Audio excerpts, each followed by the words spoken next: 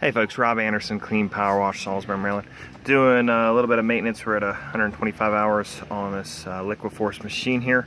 Did install the drainset, so this mess that we've got here and oil down here won't happen again in the future. We can just put this down here, put the bucket or whatever container, and drain it right there. Nice, it does keep that in there.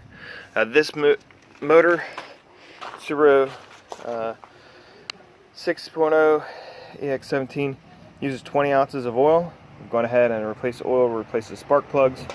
One helpful hint when you're doing all your maintenance, either, if you don't already have a maintenance sheet, go ahead and create a contact in your phone and take a picture of the machine, list the specs for your pump.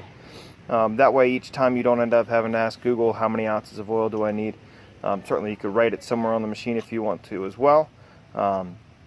But this way I can I only have to look it up once and can have it right there. So now we're also doing maintenance on some of our other machines. You can see the oil's draining right now out of the Pressure Pro GX690. It's been, I guess, about 100 hours or so, we should have done it sooner, but I have been a little bit behind on maintenance and everything. But you can see that oil is definitely very black, needed to be swapped out. I'm also going to do a pump oil change since we're at about 200 hours right now. It's still the original pump oil. Still doing fine over there, but I do want to go ahead and just get that swapped out as well. Because it's an 8-gallon-a-minute belt drive pump, it does use up a substantial amount more oil, and you can also see the drainset right there.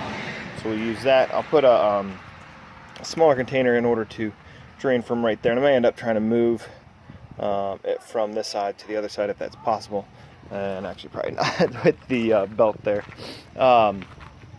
So I mean, ideally if I could orient it a different way, or I may even actually just run that when it's coming out just into a section of 1-inch PVC pipe so that it can then dump down here.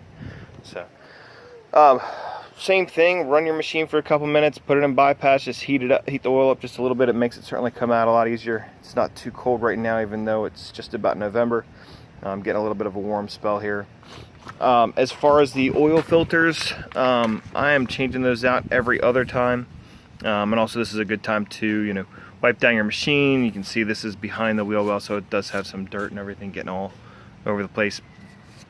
Also, used motor oil is a great thing to be able to just lubricate your other tools and wrenches.